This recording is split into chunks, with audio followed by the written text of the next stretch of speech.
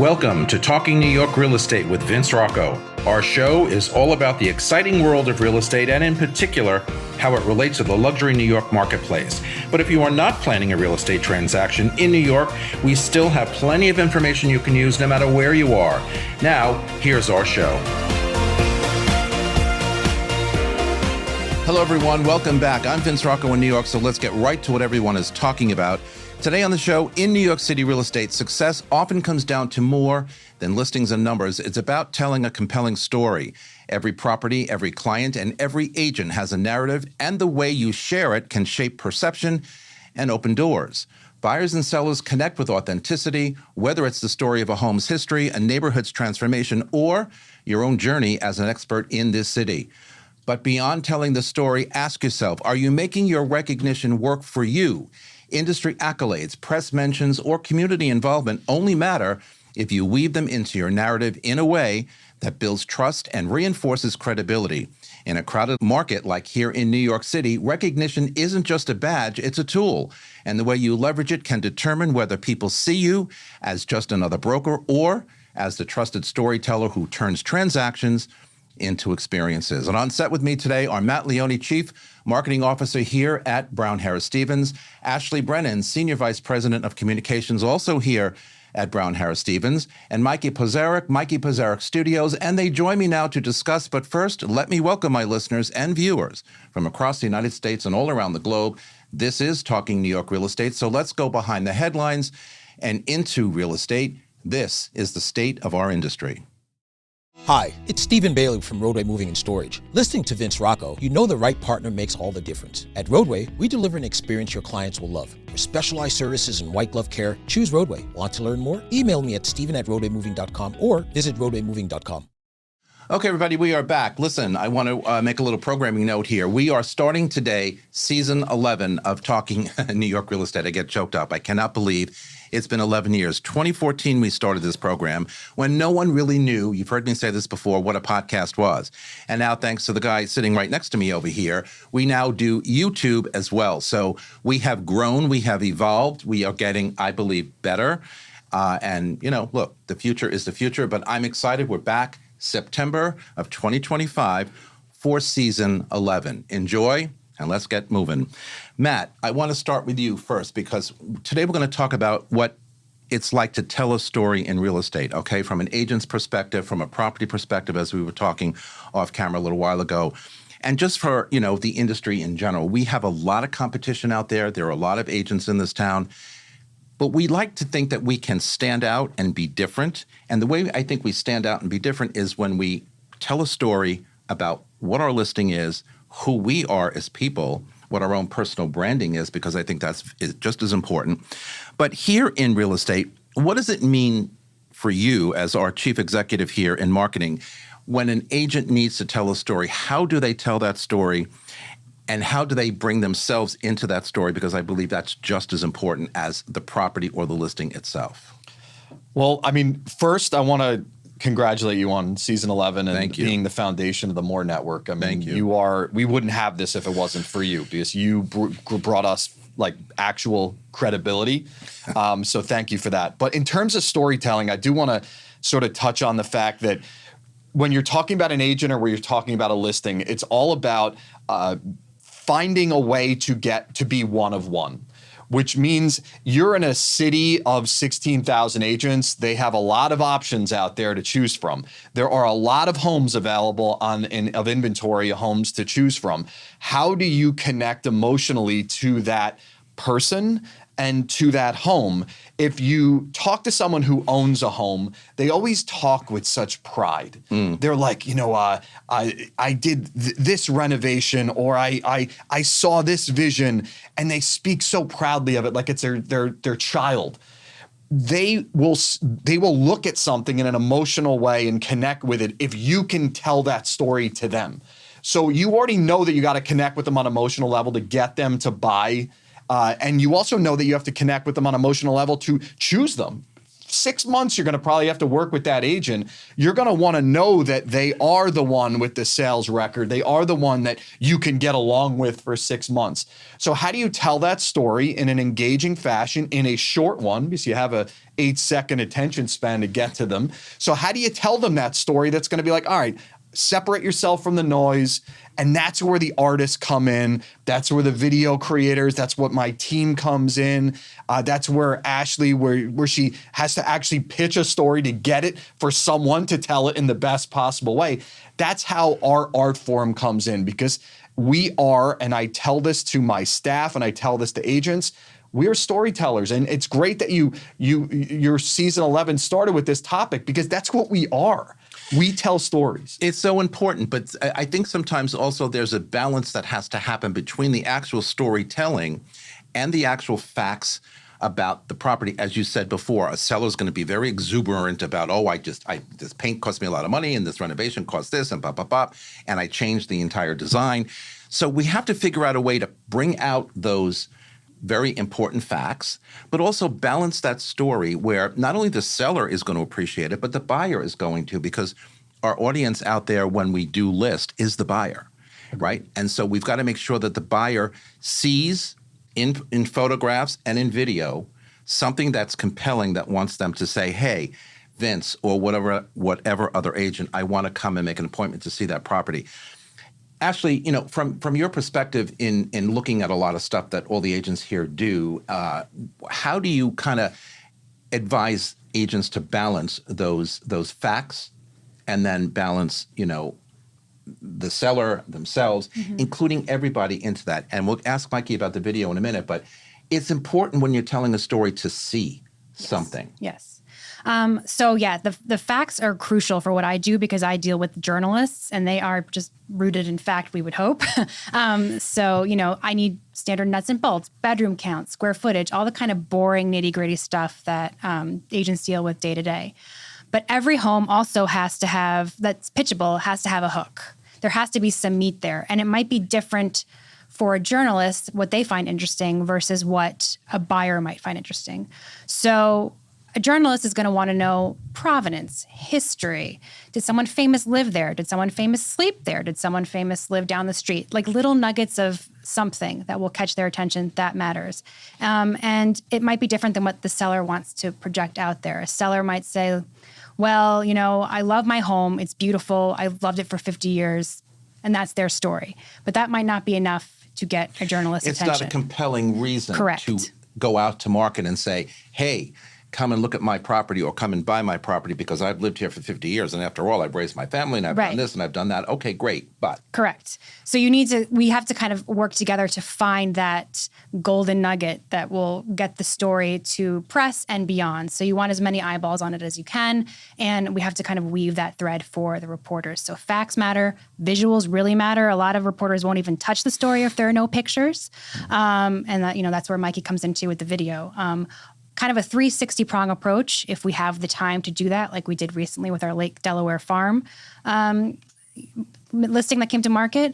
That all helps. You want to present the full picture. Tell us a little bit about that. We're going to get to that later, but now that you brought it up, tell us about that, because I thought, I'm an insider here, so I love everything we do, but that was really brilliant. It was. Really, really brilliant. It popped off the page to me the first minute I saw it. The photography was incredible. First of all, it's a 200-plus-year-old farmstead that was in the same family for over 250 years, I think. So it's basically American aristocracy that has owned this, and the first time that they put it to market. And we knew about the listing well in advance, which gave us plenty of prep time, which was key. Because there was so much history with this home, it was hard to kind of whittle that down to something that made sense and was, easily digestible for press and for buyers and for our listing. So we kind of went through and dissected the big names. We had I think it was founded by a vice president owned it. There was judges, government entities, aristocrats, just all the big money from the Gilded Age. All of them went there, partied there, A had lock something to of do George with it. Washington's Yes, hair was there, is living there right which now. I actually didn't mention in the pitch because I wasn't sure if it was still on site. So that was kind of like, Here's the situation with what do I leave out? yeah, There's I was like, so I much don't know if history that's here. What do I creepy leave or out? cool, but I think it made the video. So We couldn't find it though. We looked for it. yeah, that's why I didn't want to get extra questions. That's the other thing. Like, I don't want to go there if I don't have to and make more trouble for myself. But it ended up working out really well. The Wall Street Journal picked it up, and immediately after running it, after they broke the story, then we had the New York Post calling, MSN picked it up, Yahoo, Cottages and Gardens, it went everywhere. It was like over 1 billion plus press impressions, which is crazy That in a matter is of feat days. in itself. 1 billion, okay, with a B. Yeah. And then it still continues to get press. So like, I think it might be. I still look at it. Yeah, I it's still look beautiful. At it. It's definitely And- amazing. It really is. And to Mikey's credit, that video really helped to humanize it, which is another thing that helps in terms of getting press, is you want to have that human connection. And in this, you could tell that the agents really cared about the property, Nora and Hall. And so I'll let you speak about it. Yeah. So tell us about how you figured out what that story, I mean, Ashley just laid it all out with, wow, this is really history in itself. Right. But how do you translate that into a video that's going to speak to me as the innocent person in the background looking at that saying, whoa, because it stood right, and I've been in this business a long time, that popped the minute I saw it. It was stunning. There's a point in the video where Hall says that this is a really important property. And a lot of agents say that. A lot of owners think that about their own property. Correct. It's hard sometimes to really figure out if it's important for buyers. It might be important for the seller, but it's hard to sometimes figure out, is that story important for everyone else? This one, it was obvious from, like, I drove into the property. I don't know, it's maybe a 12-minute drive from the first gate to finding Hall and Nora there. You could feel it when you as you're driving through. It was spectacular. This was always going to be something that visually stood out just because of the scale, the history. There were so many. Every hallway you walk down, there was something else there that had a story to tell about it. This was just there was so much to choose from, and figuring out what would matter to people watching it was really tough. What we decided to do was we took Hall and Nora, we placed them in a very quiet spot on the property, and I just got them to talk. And we kind of just had a conversation between the two of them. I was part of the conversation. I cut my voice out of it, but it was a lot of just figuring out between them, why are we here today? And something that came in at the end, which was unexpected, was that they talk about that this is an important property for them to do together, and that they're enjoying being there together. And that's something that we didn't plan, but was the first thing I included in the edit. Because seeing two people enjoy their job, what makes it human, doesn't make it history. There's so much history to it and facts and interesting things. But anyone who's watching the video, they see it and they're like, these two people, they're enjoying being there together. And I think that's the emotional element that is sometimes hard to describe, but is always a challenge to get in there. And when you get it, you know it's there. Talk a little bit about the why, though. It's an interesting point, and I'm asking you about it because when I'm teaching continuing ed, in one of the classes, several classes, but in the one in particular, I always say, if you need to brand yourself, and I'm going to ask Matt about this in a minute, you need to brand yourself to be better at what you do as a storyteller, okay? And as that magnet that people are going to come and want to attach themselves to you and whatever you do. I always start with, you have to first ask yourself who you are and what is your why, okay? Because if you don't know what your why, if you don't know who you are, then you got to go way back and start again. But you got to understand what your why is. Why am I doing this? Who do I intend to reach? Right. And what is the importance of it? Is that how you kind of look at the why in your business? Well, we're taking a very emotional part of life, right? You're selling your home for a reason that is joyful, sad, everything, right? And you're attaching a dollar amount to that, right? You see the bedroom count, the bathroom count, and then there's a number. And you're taking something very emotional and you're putting a dollar amount on that. And that's very hard to figure out the why within that, right? I'm there to help. I work in service, right? I'm there to help the person who's hired me to sell this home. And the reason for the video is sometimes to show off things that aren't so obvious in photographs or in a floor plan. It's sometimes there's a story in that home, maybe a celebrity or an artist or someone who's come through there that brings it integrity and value.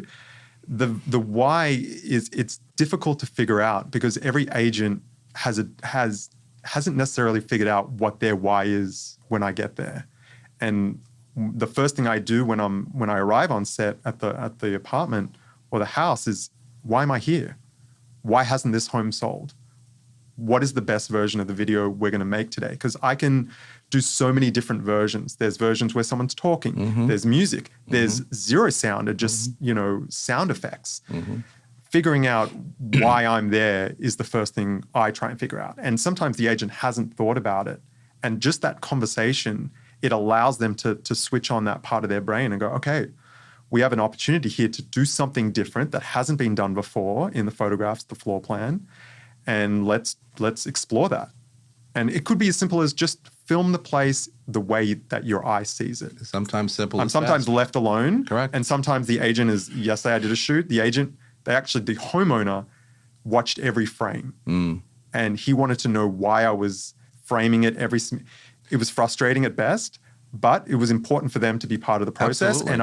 And I let them do it. Absolutely. I've watched your videos for years, Mikey. You really are a cut above most of the videographers in this town. We're lucky to have you, honestly. Thank you. Matt, let me ask you, though, about recognition, okay? Whether it's awards, press, client testimonials, whatever, they can be powerful, right? We all love that. We all need that from time to time.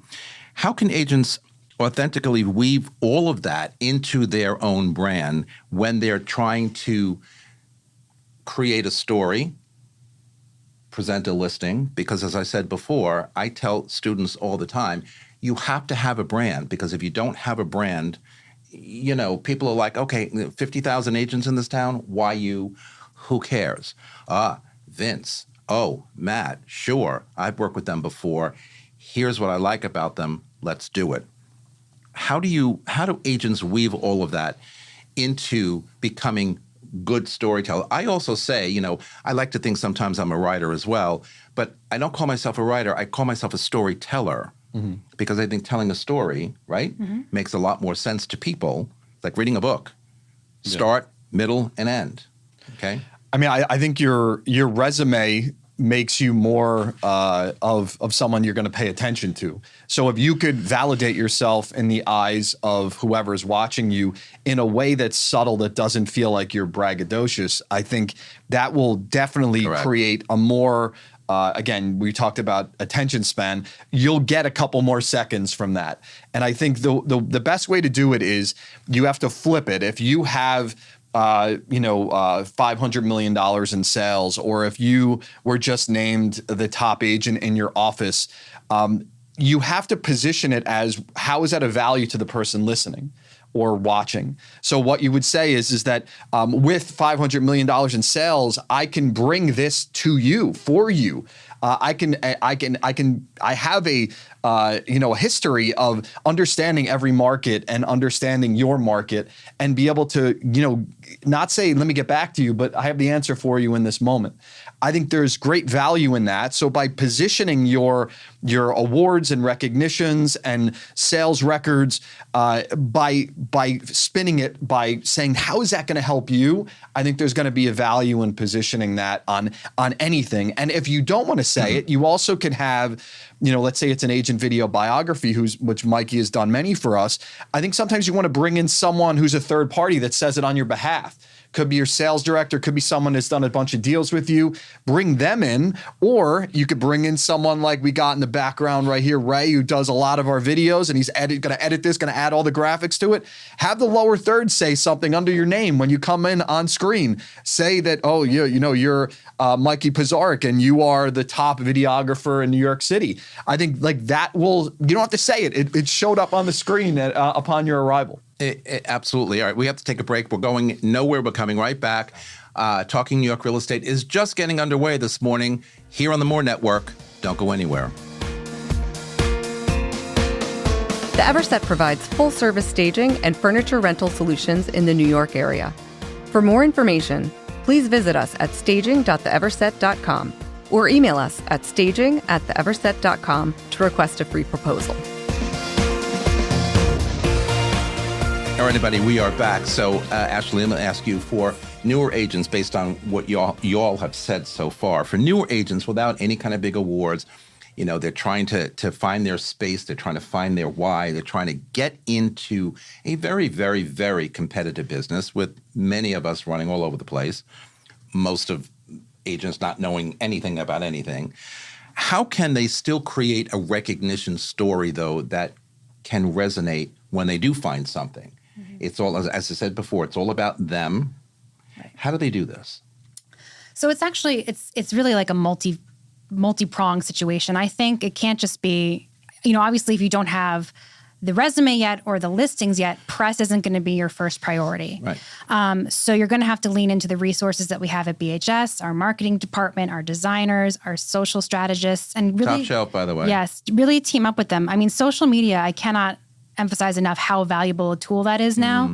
When I started in this PR business, I don't want to say how many years ago, social media was not like— go right ahead. Tell us. Just kidding. Long enough time ago, we'll say.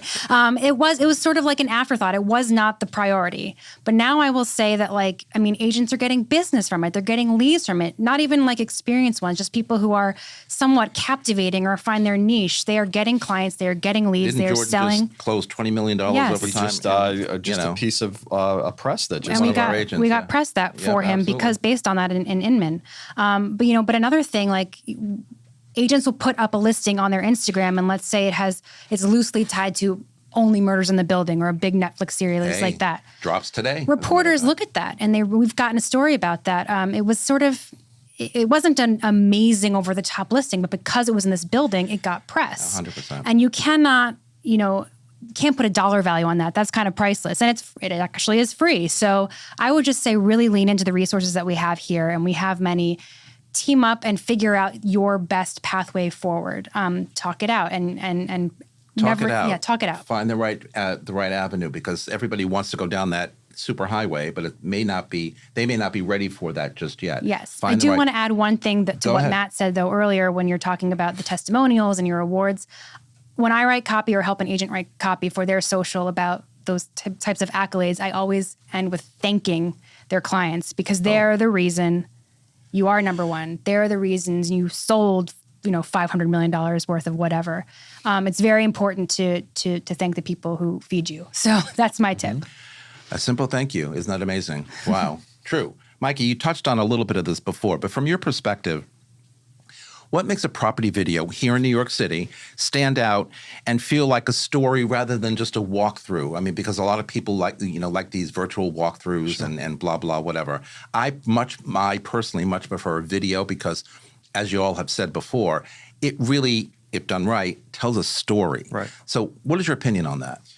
I mean, I think, I always try and start with learning a little bit about the property from the people who know more than me. So every property I shoot, I read the description if there's available on the way to the shoot, so it's fresh. And then I'm talking to the agent at the shoot, and if the owner is there, who sometimes, doesn't know whether they should be there or not, I always ask them questions. I mean, I ask the agent first, can I ask the owner some questions? And then I just learn as I'm shooting. I mean, at this point, I've been shooting, I shot for Halstead first and now BHS. I've been working with Matt for now, I want to say 10 years. 10 plus. 10 plus years. Maybe even more than that. Yeah. I feel like visually I understand what needs to be done, but there are so many options within the home of where to place the camera.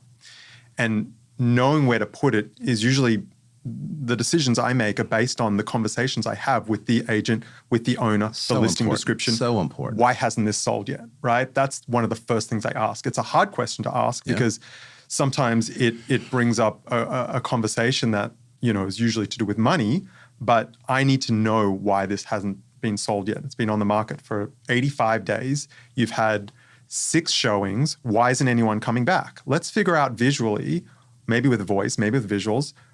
Let's find out how I can bring value into this video. It could be something as simple as the curtains blowing and the view in the background. Maybe that's something that is going to make someone feel something. Yeah. And you cannot do that with a photograph. It just doesn't work that way. So, I think movement and light are kind of my two biggest assets. The things that separate video from photos and things that I can do that others can't. And I'm always looking for shadows. I mean, the agents are sick of me hearing me say dappled light, but that's my favorite thing, dappled light. I don't know. But it works. It works. It works. It works. And it forces someone who's watching to stop what they're doing and see something and connect with it in a way that you just can't do with a photograph. I totally agree with that. But along those lines and what you just described, which I absolutely agree with, how do you kind of weave into the storytelling, the neighborhood, or the energy or the lifestyle around that apartment or around that neighborhood? I mean, downtown is different than midtown is different than uptown, whatever. Do you take any and all of that into consideration? Absolutely. When you're planning on how am I going to shoot this for the right story? Absolutely. I mean, no video is going to appeal to everyone. Right. That's kind of the fly-through, walk-through videos that are very, it's an educational piece, right? You're just getting an overwhelming amount of information. Mm-hmm. They serve a purpose, but I don't think you're ever going to really have an emotional connection with them. You're not going to say, I got to move to that neighborhood, right? The neighborhood, the music, the order of the shots, the detail shots, these vignettes that I love shooting, that's my tool bag of being able to actually figure out how someone's going to stop what they're doing in their day and just focus on this screen. Because a lot of people are watching on their phones, on their small computers. I'm competing with so many other things around in their day, and choosing what to shoot in a neighborhood is sometimes part of that, right? It's very hard to plan it. A lot of agents send me a list like, these are the things in the neighborhood. Well, I go to that. There's trash there. There's scaffolding. There's someone having a bad day on that street corner. Someone not doing enough homework. Right. About a hood. I'm 99% of the time in the neighborhood shots, I'm left alone. And I find that's a really efficient way of doing it. I wanted to ask you about that because oftentimes when you bring an agent along, and I'm an agent, so no offense out there, we tend to get a little too whatever. Yep. You go there on your own. You figure out what's right. You've been doing this for many years. You understand. You also understand New York City. I would agree that is the best way to do it. You're going to find things that you want to weave into the ultimate story. But it doesn't happen without a conversation with the broker first. No, absolutely. That's 100%. very important. Absolutely. Because to learn from them, why hasn't this property, or why will it sell? Mm-hmm. And they might say, listen, this is just a great neighborhood for raising a family. Yeah. Great. Say no more. Yeah. I got you. And that lets me choose bakeries, parks, schools, all the things that they probably cannot say, I'm allowed to discover for myself. And they give me a general geography of what's around. And then I just go. I put on music. And I usually choose the music that I think is going to be somewhat similar to what is going to be in the final video. I mean, great example, I just shot for Mike Lubin the other day. We're shooting at a great Bing and Bing building. I said, what kind of music? He said, jazz. I said, no, say no more. And I went for a walk and I listened to jazz. And that's it. And as I'm listening, I'm looking at visuals, and some things work, some things don't. You overshoot by 50%. And then the editing suite, you make some decisions. Right. Yeah. Mike's got it going on. He's a great guy. Ashley, when press comes to you and you put it out to us as agents, to come to you, so, it's something good about a listing or whatever. What are some of the common mistakes, though, that agents make when they're trying to tell a story or when they're writing something or maybe sending it to you? What do you pick out that is not going to work over what's going to work? And how can we get better at that? Well, first, I think it's not really in the writing of something, but it's more in the pitching has gotten a lot harder because the outlets have dwindled. The number of places I can go to, isn't that something? They're shrinking. Mm-hmm. So they're somewhat formulaic in what they want. For example, there are some columns that will only take listings that are owned by somebody famous or owned by somebody who will speak to press or owned by somebody who doesn't mind being named. And I think the biggest mistake that I've had is when agents do not check with their clients first about what their client is willing to do in terms of coming forward to press. So I might go way out and pitch this thing and it's going to be covered and da-da-da-da. And then the agent's like, oh, my client doesn't want to be named and they don't want to speak. But at that point, the photos have been sent. The client's name is out there. It's also in public record. I can't really walk that back without, really burning serious bridges, if at all. So I think the number one thing is to make sure that you and your client are aligned in what you want to put out to me, because once it goes out into the universe, that's kind of it, especially in this digital era. Like, it just goes. You talk a little bit about how things have changed. And I'm old enough in the business to remember the New York Times real estate section. I mean, we lived by that section. Every Saturday morning on my doorstep in my apartment building was the Sunday edition of the Times, but the real estate section was there. Mm-hmm.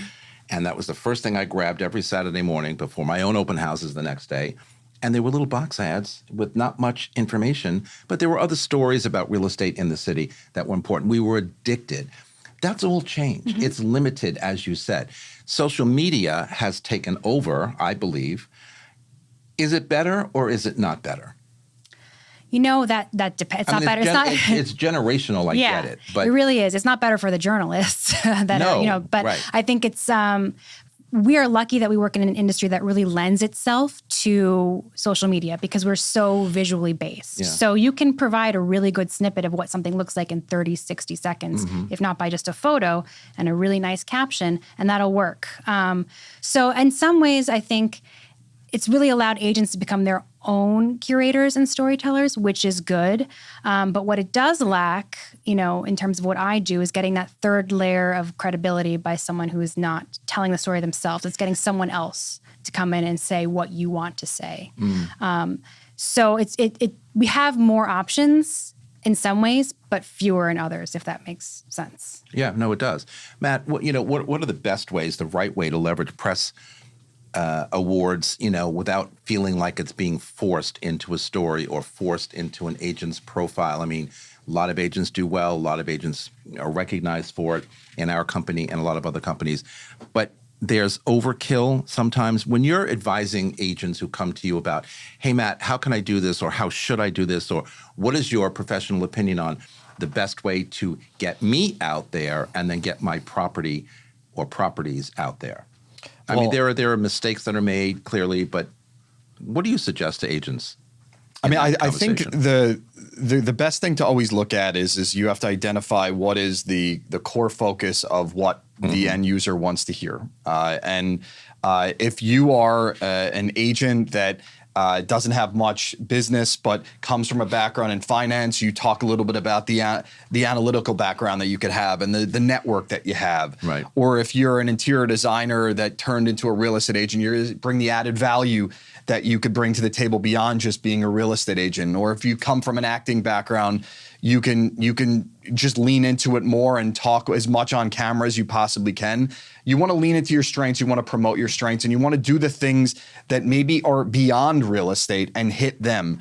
Everything that you've done to the point of you being a real estate agent is potentially something you could spin to being a successful real estate agent. So, I know that often when we do bio videos, or often when we, create social content, or often when we talk about podcasts, when we now have 18 of them, we always hit on, what is unique about you and how do we lean into that and how do we spin it? I mean, we're launching next week a podcast on two, agents in our Brooklyn offices that are comedians turned real estate agents, and they're going to bring in guests, but they're going to then have the interview and then they're going to edit it and watch it over and provide funny commentary from their interview. So they're leaning into the fact that they are, a humorous, an environment around finding a home search, and you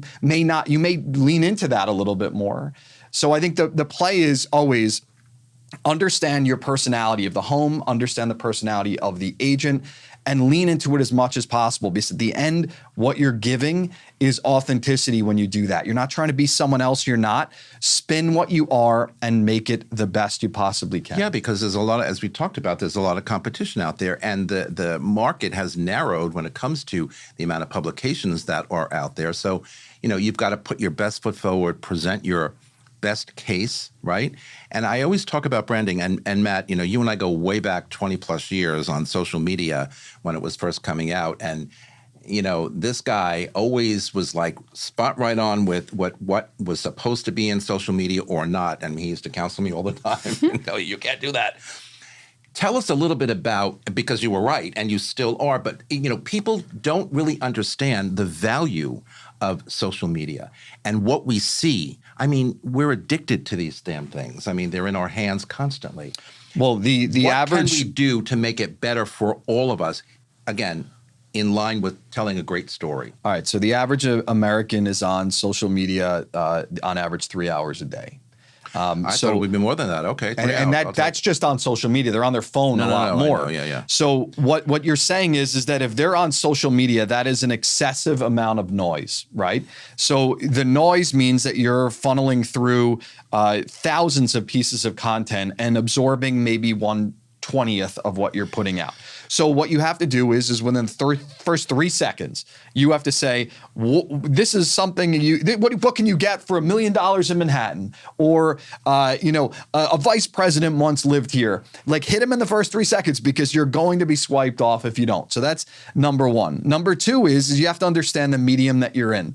If you're in a more traditional medium like YouTube, Facebook, I would even say your Instagram feed, you probably have a little bit more attention span on those. You probably could go a little longer on it. You probably don't have to be, you could be a little slicker in your presentation.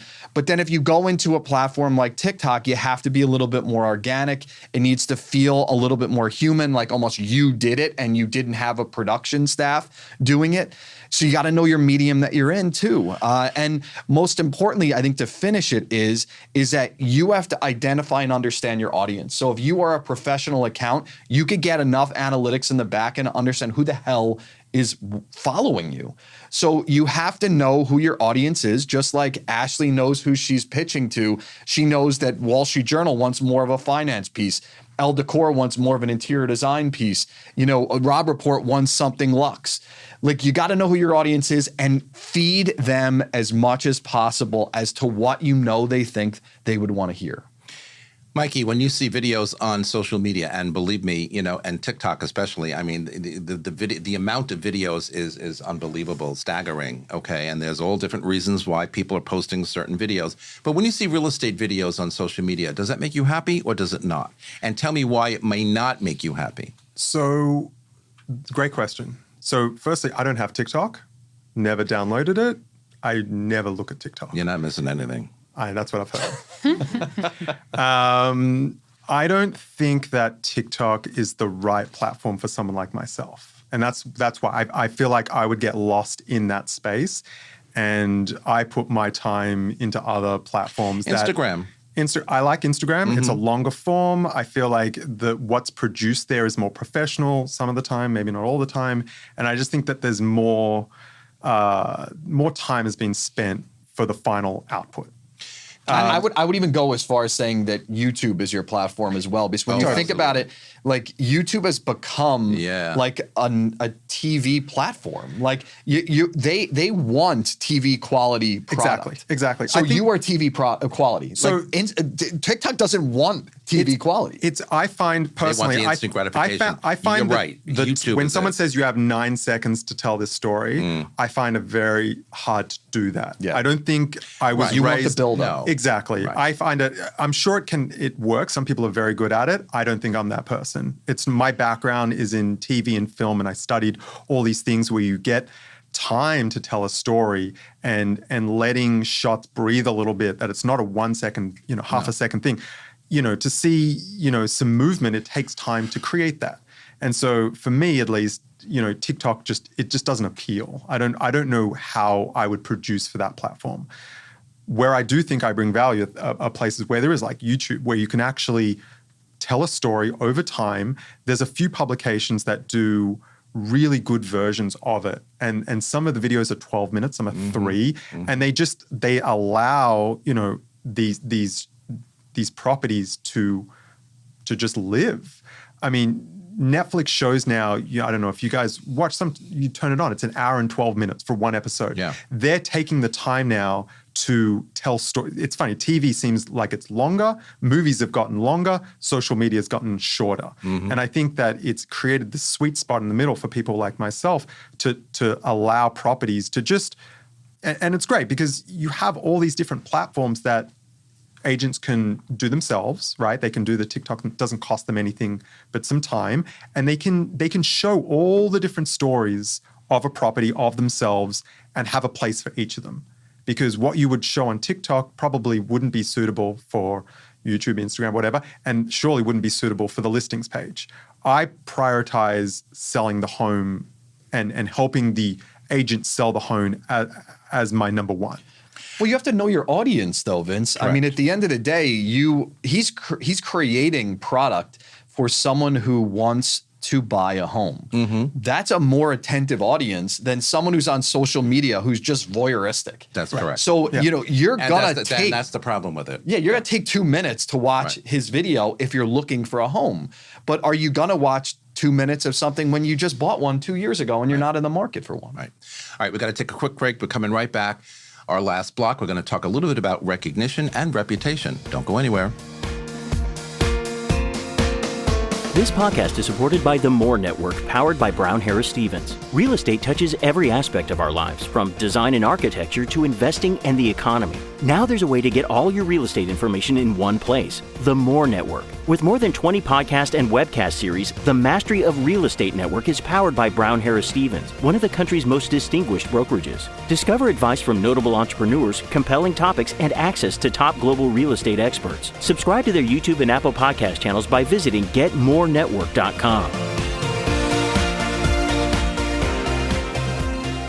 Okay, everybody, we are back. So, Matt, let me ask you. So, where do you find or see the biggest opportunities for agents, okay, to elevate their recognition based on everything we've all said? To elevate, is it social media? Is it branding yourself the best you could? Is it getting out there and networking? Is it trying to find the best listings that are out there and post them, like this upstate New York listing? What's the best way we can figure out, A, what our recognition ability is, and how do we get it out there? What is our reputation, and how does it work for us? Or how should it work for us? Well, I mean, I think let's start at the surface level. I mean, if you have a story to tell, I think the best way to earn recognition is to go to earned media to start. I think earned media through Ashley is going to be a place that you can go that a third party said something that you didn't have to say yourself. That is immediate recognition from there.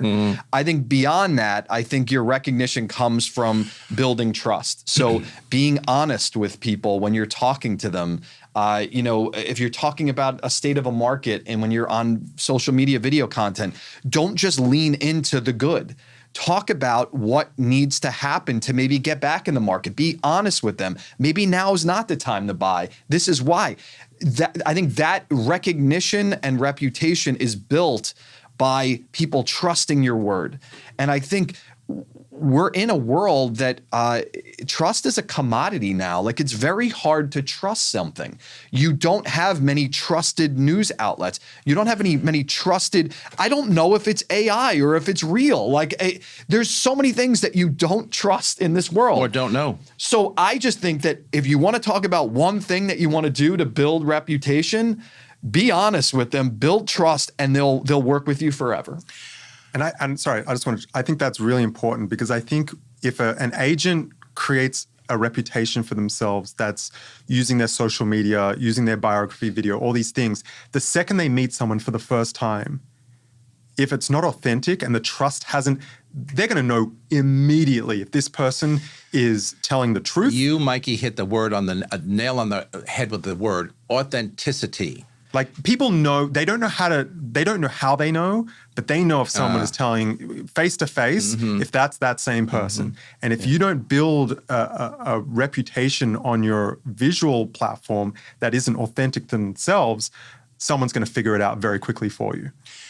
Okay. And they have an opportunity in the comments to make that very clear. So you have to be very honest with. I think Weezy does an outstanding job in social.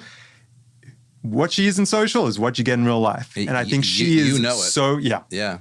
I've known her for 23 years. She's quite the lady. I love her. Ashley, last question. So, in a city where everyone is competing for attention, what makes a story memorable? Now, look, in my teaching career, I talk about being memorable at the end of every class because I start my day every day legitimately. Hey, how am I going to be memorable today? And I go through the day with that thought in my mind, okay? Some days I come home and I say, I was memorable. And some days I'm like, well, it was just a shitty day, sorry. But I like to know that I left my mark somewhere. How do you do this in an industry that's not forgiving, that's very difficult, that's very competitive? How can we be memorable every day? Well, I think we've discussed it a little bit here, and I'll just go back to being authentic, and I'll use our CEO, Bess, as an example, who's brilliant at this. Yep. But she's, her words and her actions always match. So she believes something. She will write an op-ed about it. She will put it out, and it is exactly like what you see is what you get. And it really resonates with people. And it's that connection, I think, that at the end of the day is what's going to make you memorable. Your ability to connect with someone on a human level, emotionally, whether it's over something happy, angry, sad, but to just speak to your audience and also reciprocate, hear them back. And that will go a long way. That's one lady who was very memorable, and I love her to death. She's quite amazing. Anyway, that's our show for now. I'm coming right back with my final thoughts right after this. Hi, it's Stephen Bailey from Roadway Moving and Storage. Listening to Vince Rocco, you know the right partner makes all the difference. At Roadway, we deliver an experience your clients will love. For specialized services and white glove care, choose Roadway. Want to learn more? Email me at steven@roadwaymoving.com or visit roadwaymoving.com. Okay, everybody, we are back with my final thoughts for this week. In New York City real estate, success isn't just about inventory or numbers or even timing. It's about the story that you tell and how you make the story resonate. Properties need narratives, agents need narratives, and recognition, whether it's media, awards, or client success stories, because it becomes the thread that ties it all together. Videographers bring those stories to life visually, while publicists amplify them to the right audience, ensuring recognition doesn't just sit on a shelf, but works actively to build trust and visibility. At the end of the day, storytelling and recognition are not side notes. They are central to standing out in one of the most competitive markets in the world. The question every agent should ask themselves is, am I letting my story and my recognition do the heavy lifting for me? And that's our broadcast for today. Thanks to my guests for being here on set with me. You can follow me on Facebook, on Threads, Instagram, LinkedIn, Blue Sky, Substack, or TikTok at Vince Rocco. John Maxwell says, a leader is one who knows the way, goes the way, and shows the way. And from all of us here at Talking New York Real Estate and the More Network, to all of you all around the globe, I am grateful. Thanks for spending a part of your day with us. Keep thinking the good thoughts, and I will see you next time. Goodbye, everybody.